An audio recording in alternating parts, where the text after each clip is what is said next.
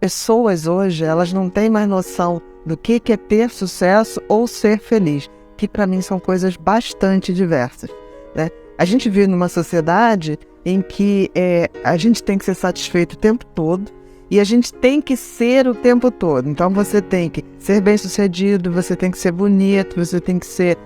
você tem que ter o último carro, você tem que ter o último computador, você tem que ter o último celular.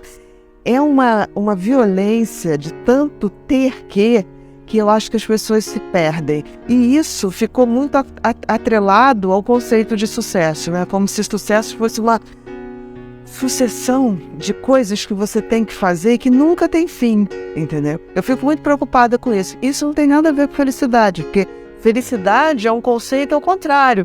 É aquilo que me aconchega, que me basta, que me traz uma sensação de que tá bom. Eu acho que tá muito mais ligado a uma questão que as pessoas estão até se perdendo muito, que é uma questão de ética mesmo, assim, né? Que as pessoas nem sabem, as pessoas confundem muito moral e ética, né? Moral são as regras, são as leis. Eu posso ser uma pessoa extremamente moral e não ser ética, porque eu posso perfeitamente ser uma pessoa que não tenho nada contra mim juridicamente, mas eu sou uma pessoa que, ao ver uma pessoa passando fome, eu não tenho a dignidade de dar de comer a uma pessoa. Isso é ética, isso não tem nada a ver com moral, porque assim, não alimentar uma pessoa faminta não é ilegal, mas é antiético. Então, assim, eu acho que a gente vive num mundo que o conceito ético ficou perdido, ficou diluído. As pessoas estão muito num padrão de felicidade que é muito do marketing, né? Que é muito do ter. O que vestir, o que botar, o tamanho do bumbum, o tamanho... eu vejo as mulheres, eu fico até com pena das mulheres, porque o padrão para elas é muito pior. Elas têm que ser mãe, elas têm que ser profissional, elas têm que ser bonitas, elas têm que estar sempre com cabelo lindo. É muito, né? Se bem que para os homens isso também está começando a pegar. Não é à toa que tem uma indústria hoje de cosméticos para homem. Quer dizer, começa uma imposição. E a gente tem que ter cuidado porque, assim, a indústria não vai parar. Ela vai criando necessidades. E é isso que eu estou falando. Felicidade não tem nada a ver com satisfação o tempo todo de necessidade, porque sempre vai ser criado. Eu acho que o sucesso tem muito a ver com poder. Eu acho que ele pode virar uma droga se você não souber administrar. Porque é óbvio que ele traz um prazer imediato, mas um prazer imediato. E é interessante que as pessoas se comportam no auge como se o sucesso fosse durar o tempo todo. Nada dura o tempo todo. Nem a gente, né? Então, assim, você chega no sucesso, a pessoa passa a ter um padrão de consumo como se aquele sucesso fosse continuar. Não vai continuar. Então, assim, a grande dica que eu coloco, tipo assim, você chegou num topo, porque assim, todo mundo chegou no topo, vai descer. Ninguém se mantém no topo o tempo todo, não é possível. Assim, na história da humanidade é assim também, não é a pessoa individual. Para você se manter no patamar, você tem que... se você for o tempo todo se manter no sucesso absoluto, você está deixando de ser você. Você está criando um personagem e se esquadrando as necessidades. A identidade. A identidade, a essência das coisas. Exatamente. E nem assim vai conseguir, porque tem uma data, as coisas têm uma data, tudo é datado. Então, aí a pessoa vai, quando ela está no topo ganhando dinheiro, e que nem tem tempo para gastar, né? Quando a pessoa está super no topo, ela não tem nem tempo para gastar o dinheiro. Aí ela compra fazenda, compra casa de não sei o que, casa de campo, casa de não sei o que lá, e depois para manter aquilo é inferno, entendeu? Então as pessoas têm que desacoplar sucesso, felicidade e coisas materiais. A pessoa tem que acoplar a felicidade ao conforto interno, que eu acho que tem muito a ver com a consciência, que aí tem que ter aquela coisa de reflexão, de sossego, de pensar no que eu estou fazendo, no que eu estou sendo. E geralmente quando a pessoa está no auge do sucesso, ela não tem nem esse tempo para parar. Porque a pessoa faz muito sucesso e ela vira um produto muito rápido e que tem que ser consumido muito rapidamente. Isso acontecia muito frequentemente com os jogadores de futebol, que todo mundo dizia, jogador de futebol tem que ter um cuidado, porque ele sobe, depois desce, a carreira é curta. É um curto prazo. Exatamente. Eu acho que continua acontecendo, mas eu acho que eles até estão lidando um pouco melhor, ou então estão sendo muito bem remunerados e conseguem administrar, ou alguém administra isso para eles. Mas, assim, eu acho que isso está acontecendo em todas as carreiras. E não é à toa que o que está acontecendo hoje, o índice de depressão e suicídio sumindo de uma forma epidemia, né? Ano passado, 2017, foi o ano que a Organização Mundial de Saúde dedicou o ano à prevenção do suicídio e o combate à depressão. Então, assim, isso já prova que geração é essa, que ocorre, assim, muito mais gente está ganhando dinheiro, né? Muito mais cedo. Eu costumava dizer, quando se falava há muito tempo atrás, 1 milhão, fazer 1 milhão era coisa. Hoje, fazer 1 milhão não compra um apartamento de 4 salas na Zona Sul. Então, assim, tudo vai ficando muito desproporcional. Então, as coisas estão muito mais caras. As pessoas, quando ganham dinheiro, ganham muito, mas também a queda vai vir, não tem como. Então, tem que ter esse preparo. A não ser que a pessoa viva de corrupção, né? Eu acho também que vai começar a diminuir isso. Não, eu acho que é um processo que não tem volta, né? Você vê as pessoas sendo presas. Outro dia eu estava vendo um ex-diretor da Petrobras que devolveu 246 milhões. Ele devolveu 246 milhões, deve ter roubado muito mais, é incalculável. Isso seriam cifras incalculáveis quando a gente tinha 20 anos. Falar em 1 milhão já era uma barbaridade, 246 milhões. Era muita coisa. Então, assim, eu acho que alguma coisa está mudando. Eu acho que as coisas estão começando... As pessoas estão começando a ver, assim, que todo ganho tem um preço. Não tem jeito. Um dinheiro muito fácil, ele vai ter um preço. Não existe essa coisa que nunca vai pagar. Vai pagar. Eu costumo dizer que tudo na vida tem um preço. E a gente sempre vai ter que ter isso muito claro e ver o que a gente está disposto a pagar. E a gente sempre tem que ver o seguinte, as escolhas que a gente faz vão despertar os deuses que vão nos iluminar ou os monstros que vão nos assombrar. Aí a escolha é nossa. Eu acho que o dinheiro propicia felicidade também. Agora há pouco a gente estava começando a gravar, a Helena chegou pra gente e disse, meu avô dizia, dinheiro não traz felicidade, mas a ausência dele, né, traz problemas, claro. E isso é uma coisa científica, tá? Também pesquisas na Inglaterra revelam o seguinte, que é necessário, sim, base de coisas materiais para que a pessoa possa ter uma sensação de felicidade real. O que acontece é que as pessoas não estão lidando com o excesso de dinheiro, ou o excesso de coisas materiais. Porque, assim, toda vez que você ascende muito e você começa a ter muito acesso a coisas materiais, chega uma hora que vai caindo nessa coisa banal, nada mais dá prazer. Então você compra, você troca do parceiro, você pode ter tudo a tempo e a hora e começa a ter o tédio, né? E aí isso não é legal, porque o que se vê é que quando você vai referindo que felicidade é só coisa material, tá ligado ao que eu compro, ao que eu obtenho, você chega uma hora que vem o oposto. As pessoas vão ficando mais infelizes. Então se viu numa pesquisa que, por exemplo, uma pessoa que tem muito dinheiro, vamos supor 2 milionários, qual a diferença entre 2 milionários? Provavelmente a mansão de um tem 20 quartos, o outro vai ter 30, sei lá. O avião de um tem não sei quantas suítes, o avião de outro, quer dizer, é nada. Não há uma diferença.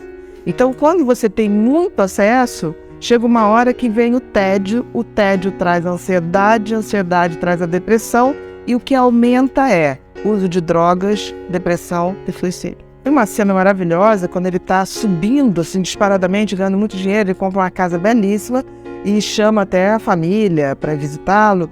E chega lá, ele está absolutamente sozinho no quarto, as pessoas naquela mansão, na piscina, se divertindo, uma grande festa, e ele péssimo. E ele chega uma hora que ele mergulha na piscina e tenta se afogar, literalmente, né? Para você ver que existe essa solidão do excesso.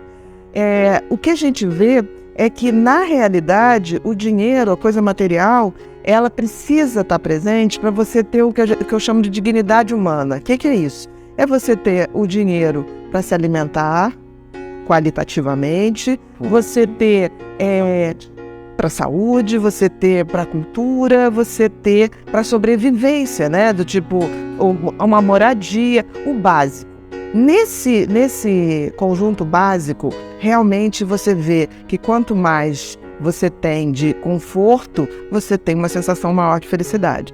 Mas, em compensação, se você ultrapassa isso, esse gráfico se inverte totalmente. Por isso que eu torno a dizer, o excesso de opção do ser humano parece uma coisa que te dá liberdade, mas não te dá, te prende. Porque quando você tem muito excesso para escolher, você acaba querendo sempre mais e mais e mais e mais opções. Nós não nascemos para isso. A gente não nasceu para lidar com excesso. A gente nasceu para lidar com a sobrevivência e com os afetos. E na hora que você tem a sobrevivência e começa a sobrar tempo, você não preenche, em geral, com coisas boas. Isso, por exemplo, as pessoas que vivem em cidades no Nordeste muito pequenas, que não têm muito acesso à rede de saúde, assim, no sentido, e vivem muito, né, 88 anos, 92 anos, em geral, você pergunta para eles o que é o segredo ali da longevidade, o trabalho. E essa coisa de ser útil. Eu tenho escutado muito assim, para eu descansar eu preciso ir para a serra, eu preciso ir para adoro ir para uma área rural, onde eu fico fora, né? E tem tanto dinheiro, tem avião, tem isso, tem aquilo, mas parece que está começando a buscar no inverso, aquilo que sempre ele teve. Sim, é como se fosse um retorno à base, onde eu diria que ali no início, onde ele tinha acesso a algumas coisas, faltavam outras, mas ele tinha o tesão de buscar, né? Parece que a gente perde o tesão essencial de ter o básico, né? Não precisa nada. Hoje nos Estados Unidos existe uma rede de turismo de experiência, que eles chamam, e que você paga uma fortuna, pessoas muito ricas pagam uma fortuna para ficar 10 dias num lugar onde não tem banheiro, onde não tem abrigo, as pessoas têm que acampar, as pessoas têm que fazer suas necessidades no mato, têm que caçar para comer. Então é quase como se essas pessoas tivessem que reativar, voltar à idade da pedra, né? E reativar aquele instinto de buscar algo que realmente seja importante, porque não tem nada mais importante para o cérebro que a sobrevivência. Depois da sobrevivência, você tem que buscar afeto e não coisas materiais. Então, para você ver, hoje é um grande negócio, chama de turismo de experiência espiritual, inclusive. Agora, tem uma coisa, eu acho que as redes sociais deu muito para essa ditadura da felicidade. Eu acho que há muito tempo a gente usa uma ditadura da felicidade como se felicidade fosse um estado constante, como se as pessoas pudessem viver o tempo todo felizes. Então você vai ver, nunca se escreveu tanto sobre felicidade, nunca se escreveu tanto autoajuda para felicidade, fórmulas mágicas para felicidade, como se a felicidade fosse um produto. Eu tenho muito medo se não estão transformando a felicidade num produto. Porque, assim, felicidade é uma coisa que depende da genética, depende de escolhas que a gente faz e depende do ambiente. Para você ter uma ideia, os estudos mostram que 50% depende da genética. Essa coisa de você dar uma predisposição a pensamentos melhores, a otimismo. 40% depende das escolhas que a gente faz, que é aquela coisa que você, às vezes, sabe que uma pessoa não é tão legal para você, mas você mesmo assim arrisca. Mas a intuição diz que não, mas você arrisca. Então tem a coisa das tuas escolhas. E tem a coisa, por incrível que pareça, o ambiente ao redor, só 10%. Então felicidade, de fato, é algo que está muito mais ligado à nossa visão de mundo, e não do que está acontecendo. Claro que tem exceções para situações muito extremas. Que situações seriam essas? Guerra, pobreza absurda, quer dizer, miséria, nem pobreza, miséria. Então, assim, a gente tem que analisar que felicidade não é uma coisa que você compra, não é um produto que você compra, não tem como fazer isso. Felicidade é você repensar a maneira de ver a sua vida. Primeiro que a gente tem que atualizar o que é felicidade. Felicidade é um estado onde você se sente bem e confortável com você, independente do que está em volta, independente do que está acontecendo. Porque eu vejo muitas pessoas estarem sempre assim, eu vou ser feliz o dia que meu filho passar numa faculdade. Aí eu vou ser feliz quando meu marido me der atenção. Aí eu vou ser feliz quando eu tiver o trabalho dos meus sonhos. Não existe isso, porque não existe essa condição perfeita para viver. A gente não vive assim. Não, e a vida, a felicidade, talvez, se a gente pudesse dar uma definição, é você poder caminhar na jornada da vida sabendo que ela tem altos e baixos. Não existe isso. E ter uma visão proativa. Porque assim, vai sofrer? Vai. Mas você sabe como reagir a isso. Não adianta você, tipo assim, eu não vou ter nenhum sofrimento. Aí quando tem, você se desespera totalmente.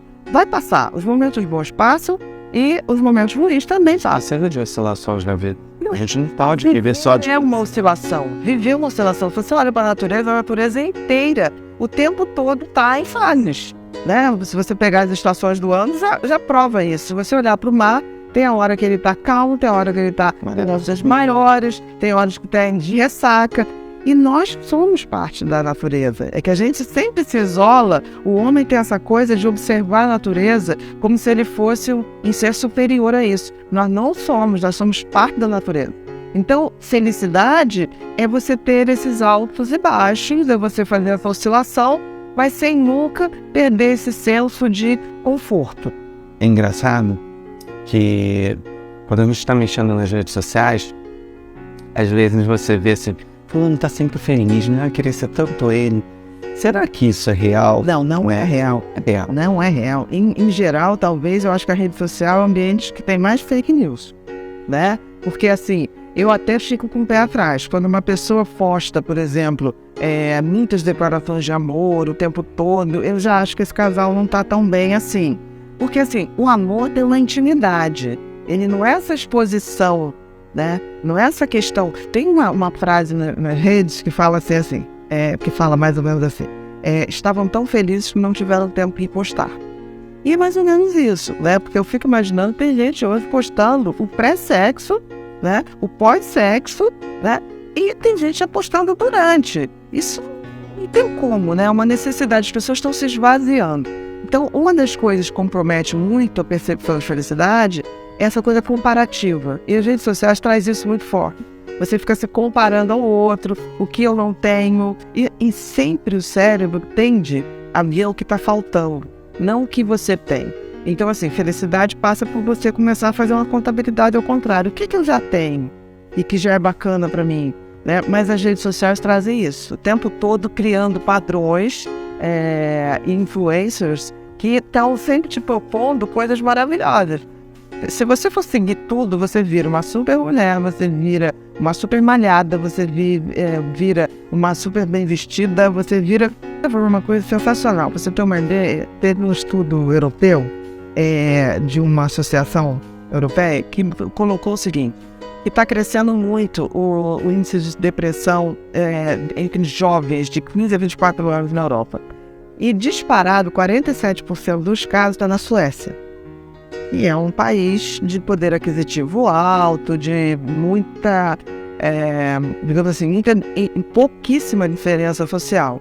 Depois você vem a Estônia, que tem 27. Depois você vem, se eu não me engano, Malta, que eu esperava que as pessoas eram felizes em Malta, que é aquele lugar tão bonito, né? E a Espanha, que tem um desemprego absurdo hoje em dia, está com 12%, 10%.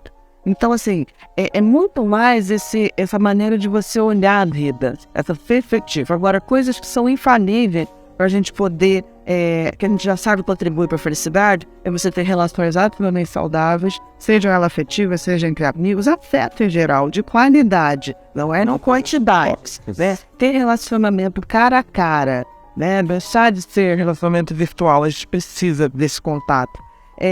A gente ter também propósito e sentido de vida. Isso é fundamental. E uma outra coisa, descansar.